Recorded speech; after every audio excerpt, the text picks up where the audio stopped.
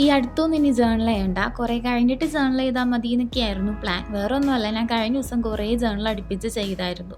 പക്ഷേ ദേ ഈ ഒരു ഫോട്ടോ കണ്ടപ്പോഴേക്കും വീണ്ടും ജേർണൽ ചെയ്യാനുള്ള ഒരു ആഗ്രഹം വന്നു. ആഗ്രഹങ്ങളൊന്നും അങ്ങനെ വെച്ചേക്കരുത്, വേഗം ചെയ്ത് തീർക്കണം എന്നാണല്ലോ. അപ്പം ഞാൻ വിചാരിച്ചൊരു ജേർണൽ ചെയ്യാമെന്ന്.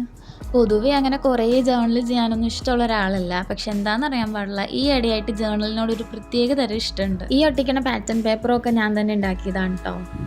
ആദ്യം തന്നെ ഒരു ബ്ലൂ പാറ്റേൺ പേപ്പർ ആ പേജ് കംപ്ലീറ്റ് ആയിട്ട് കവർ ചെയ്യണ രീതിയിൽ സ്റ്റിക്ക് ചെയ്ത് കൊടുത്തു. എന്നിട്ടൊരു പിങ്ക് പാറ്റേൺ പേപ്പർ ഇതുപോലെ അടിയിലായിട്ട് സ്റ്റിക്ക് ചെയ്ത് കൊടുത്തു കേട്ടോ. പിന്നെ എൻ്റെ കയ്യിലുണ്ടായിരുന്ന സ്റ്റിക്കറും ഒക്കെ ഒട്ടിച്ചിട്ടാണ് ബാക്കിയുള്ള ജേർണൽ പേപ്പർ. അതിന് പ്രത്യേകിച്ച് റെഫറൻസ് പിക്ക് നോക്കിയിട്ടോ അങ്ങനെ ഒരു തീം വെച്ചിട്ടോ ഒന്നും ചെയ്യണതല്ല. കയ്യിലുള്ള സാധനങ്ങളൊക്കെ ഉപയോഗിച്ചിട്ട് ഒരു തട്ടിക്കൂട്ടൽ ജേർണൽ എന്ന് വേണമെങ്കിൽ പറയാം.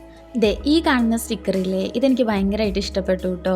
ഇത് നോർമൽ സ്റ്റിക്കർ പോലെയല്ല കേട്ടോ. അതായത് നമ്മുടെ നോർമൽ സ്റ്റിക്കറിന്റെ മുകളിലായിട്ട് ഒരു ഗ്ലേസിങ് പോലെയില്ലേ, പക്ഷെ ഇത് കംപ്ലീറ്റും ഒരു പേപ്പർ പോലെ ഉണ്ടോ ഇരിക്കണത്. അങ്ങനെ ആ സ്റ്റിക്കർ പാക്കറ്റിൽ നിന്ന് 2 സ്റ്റിക്കേഴ്സ് ഇതുപോലെ അവിടെ ഇവിടേക്കായിട്ട് സ്റ്റിക്ക് ചെയ്ത് കൊടുത്തിട്ടുണ്ട്.